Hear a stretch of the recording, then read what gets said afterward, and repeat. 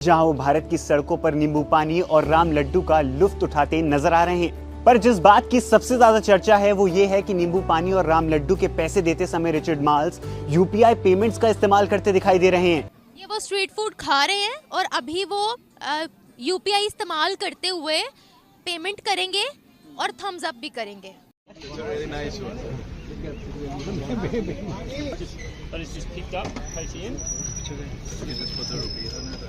और 20 से ज्यादा कंट्रीज में आज यूपीआई चल रहा है। इसका फायदा ये है कि with in the country and out of the country without any tax आप जो है ट्रांजैक्शन कर सकते हैं। पाकिस्तान जो है वो कहता है हमारे पास एटम बम है, एटम बम है। इंडिया ने तरक्की कर ली, इंडिया ने जो है एटम बम का भी तोड़ निकाल लिया। ये क्या वजह है कि 100 मील के फासले पे कौम की सोच अलग है। मैं देख रहा हूं, मैं मेट्रो में गया हूं, एक सिगरेट बट नहीं देखा मैंने। हमें मोदी साहब दे दें, हमारे ये जो 3-4 जो है हुक्मरान है, नवाज शरीफ भी ले जाए, इमरान खान साहब भी ले जाए, हमारे जरदारी साहब भी ले जाए। नरेंद्र मोदी को इतना फेमस नहीं है, ये है कि उनकी आईटी इंडस्ट्री थोड़ी अच्छी है, ठीक है ना। जिस पाकिस्तान का तो मेरे ख्याल में इस्लामी ममालिक भी नाम लेना पसंद नहीं करते हैं कि ये एक बकारी मुल्क है। जब नरेंद्र मोदी आज से 7-8 साल पहले प्राइम मिनिस्टर बने थे तो पाकिस्तान क्या दुनिया में भी किसी शख्स ने ये बात एक्सेप्ट नहीं की थी कि एक विजनरी है, एक विजनरी इंसान होगा, क्योंकि हम लोग उसके ना स्टेटस से, सोशल स्टेटस से उनको जज कर रहे थे कि ये चाय वाला किस तरह इधर ऊपर तक जाएगा और ये किस तरह गवर्न करेगा। इस हवाले से तो हमारे मुल्क में तो खामोशी इख्तियार की जाए तो बेहतर है। वैसे एज आ टेक्नोलॉजी एंथुसियास्ट और एज आ जो मैं सोशल मीडिया मार्केटिंग करता हूँ, मेरा तो डेली का यूजेज है। हम अपने सब्जी वाले को छोड़े, हम पाकिस्तान में बैठ के बाहर पेपॉल और पेनीयर को एक्सेस नहीं कर पा रहे। इंटरनेट तंग तो करता है यार, तंग मैं कहता हूँ, तंग क्या करता है इंटरनेट। जो पाकिस्तान का इंटरनेट है ना वो तो बढ़ गया, चलता ही नहीं है। फिर दिक्के के साथ चलाना पड़ता है, कोई की लेनी पड़ती है, कोई चाबी लेनी पड़ती है।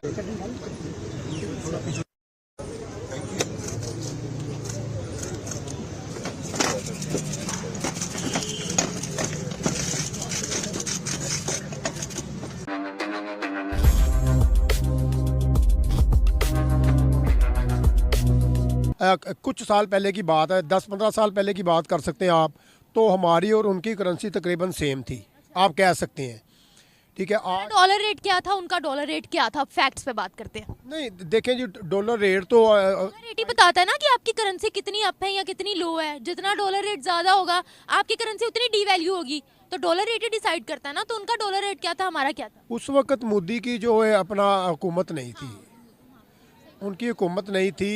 हमारी हुकूमत जो आई थिंक नवाज शरीफ साहब की हुकूमत थी मेरे ख्याल में, ठीक हो गया ना। तो डॉलर की कीमत थी मेरे ख्याल में 40 या 50 रुपये थी, ठीक हो गया ना, अंदाजे से कह रहा हूँ। लेकिन अब बात अगर आप करती हैं कि इंडिया जो है वो हमसे बहुत आगे चला गया, वो तो मैं आपसे पूछ जी, वो तो मैं आपसे पूछ रही हूँ कि तरक्की क्या है?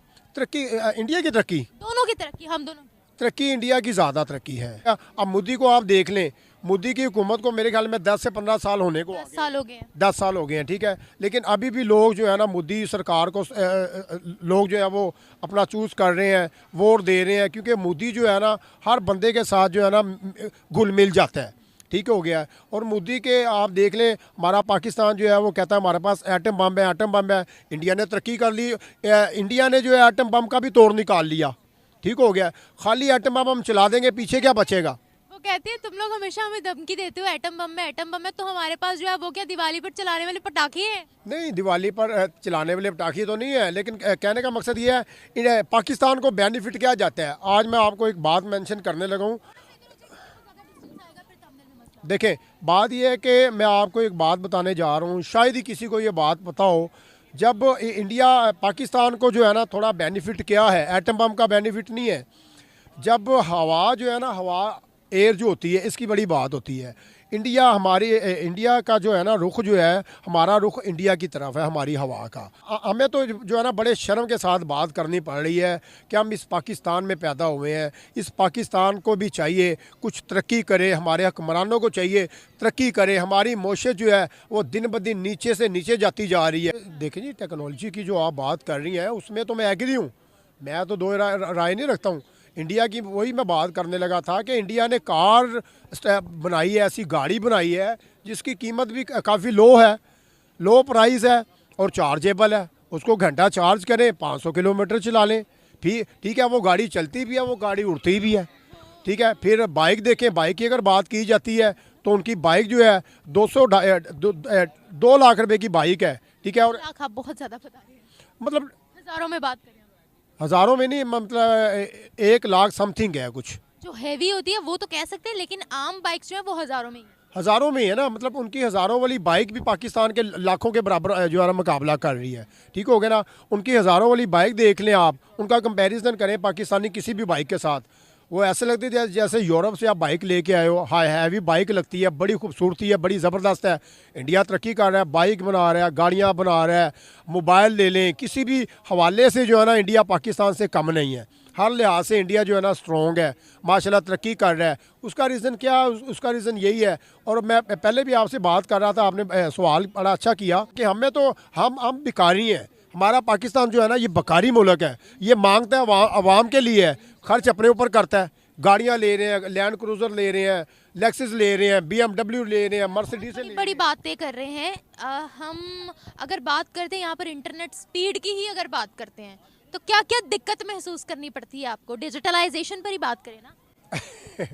उनका 5G है या 6G है, ठीक है, इंटरनेट। यहाँ पे तो आपने 20 सेकंड की वीडियो अगर अपलोड करनी है ना तो मेरे ख्याल में 20 घंटे लग जाएंगे।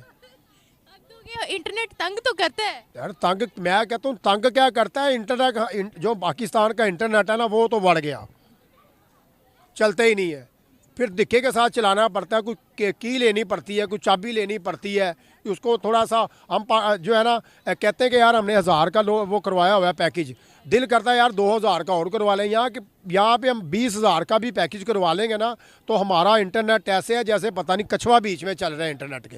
ठीक हो गया ना, चलते ही नहीं है। बात करें तो ऑस्ट्रेलिया के प्राइम मिनिस्टर कह रहे हैं कि नरेंद्र मोदी जो हैं वो बॉस हैं, और इसके साथ साथ जो बाइडेन ने नरेंद्र मोदी से ही पूछ डाला कि ऐसी क्या वजह है कि आप इतने ज़्यादा फेमस हैं। तो ये सवाल मैं आपसे करना चाहती हूँ कि क्या वजह है नरेंद्र मोदी दिन ब दिन तमाम कंट्रीज़ के जो PM हैं उनके दिलों में घर करते जा रहे हैं? देखें, बात यह है कि जब नरेंद्र मोदी आज से 7-8 साल पहले प्राइम मिनिस्टर बने थे तो पाकिस्तान क्या दुनिया में भी किसी शख्स ने ये बात एक्सेप्ट नहीं की थी कि एक विजनरी है, एक विजनरी इंसान होगा। क्योंकि हम लोग उसके ना स्टेटस से, सोशल स्टेटस से उनको जज कर रहे थे कि ये चाय वाला किस तरह इधर ऊपर तक जाएगा और ये किस तरह गवर्न करेगा। लेकिन गुजरते वक्त के साथ साथ ना जिन लोगों को हम लोगों ने अंडर एस्टिमेट किया उन्होंने ही अपने मुल्क को इतना ऊपर लेके गए कि आप समझ ही नहीं पा रहे। अब दुनिया के अंदर IT सेक्टर का एक हब है इंडिया, और यहाँ पे 3 IT हब्स बना दिए उसने। कलकत्ता के अंदर बनाया, चेन्नई के अंदर बनाया, और तीसरा भी एक जगह पे उन्होंने IT सेक्टर के अंदर बहुत ज़्यादा काम करवाया। और विजनरी बहुत बड़ा वो निकला। उसने कश्मीर के अंदर अपना एक जो बयानिया वो बड़ा बेहतर तरीके से चलाया। आपकी फॉरेन पॉलिसी के अंदर नरेंद्र मोदी के आने से पहले जो था वो बड़ा एक डाउन स्ट्रीम था उनकी तरफ से कि वो आप लोगों को इस कदर जो है आपके खिलाफ नहीं थे। लेकिन गुज़श्ता कुछ अरसे के अंदर 15 सालों के अंदर और इसके अंदर नरेंद्र मोदी के पिछले 8 सालों के अंदर ख़ास तौर पे उन्होंने पूरी कोशिश की है कि दुनिया के अंदर आपको एक टेररिस्ट स्टेट डिक्लेयर करवाया जाए, और दुनिया अनफॉर्चुनेटली उन लोगों की बात सुनती है। वो एक बहुत बड़ा विजनरी इंसान था। जिस तरह अब हम अंडर एस्टिमेट करते रहे पिछले 3 सालों में मोहम्मद बिन सलमान को, लेकिन मोहम्मद बिन सलमान ईरान से मिलके अब मिडल ईस्ट क्राइसिस हल करने वाला है। तो ये जो हम लोग अंडर एस्टिमेट करते रहे मोदी साहब को, यही मसला है मेरे ख्याल में, और इसको अंडर एस्टिमेट करके उन्होंने फ़ायदा लिया और वो बहुत ऊपर गए। लेकिन अभी भी पाकिस्तान की अगर हम बात करें तो नरेंद्र मोदी को बहुत ज़्यादा पसंद नहीं किया जाता। अगर हम बात करें किसी के भी सामने इंडिया के प्राइम मिनिस्टर नरेंद्र मोदी का नाम ले तो ज़्यादातर जो लोग हैं वो उनकी बुराई ही करेंगे। देखिए, मोदी जो है ना उनका एक स्टांस था बिफोर इलेक्शन लड़ने से पहले उन्होंने पाकिस्तान को ज़रूर एक्सप्लॉइट किया, और उधर इलेक्शन हमेशा से पाकिस्तान के नाम पे होता है, कश्मीर के नाम पे और हिंदुत्व के एक नज़रिए के नाम पे। लेकिन जब भी इलेक्शन हो जाता है ना तो उसके 6 महीने बाद, 3-4 महीने बाद आप देखते हैं कि इंडिया आपको देखता भी नहीं है, आपकी तरफ बात भी नहीं करना चाहता, वो अपने ऊपर ही फोकस करता है और बहुत आगे जा रहा है। अनफॉर्चुनेटली उधर इलेक्शन अभी तक इसी तरह हो रहे हैं, लेकिन आने वाले वक्तों में ये भी नहीं होगा। तो मोदी साहब का इसी वजह से नेगेटिव इम्पैक्ट है यहाँ पे, हत्ता कि वो एक बड़े विजनरी लीडर पाए गए हैं जिसकी मुझे और ज़ाती तौर पर पाकिस्तान में किसी को भी मेरे ख्याल में उम्मीद नहीं थी। दोस्तों, भारतीय स्ट्रीट फूड की दीवानी भारतीय जनता ही नहीं अब पूरी दुनिया हो रही है।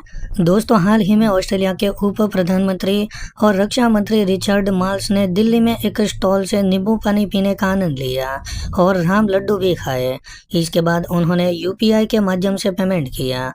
दोस्तों, भारत सरकार UPI को ग्लोबल स्तर पर ले जाना चाहती है, और इस वक्त भारत के अलावा 20 ऐसे और देश हैं जहां पर भारत का UPI पेमेंट सिस्टम चल रहा है।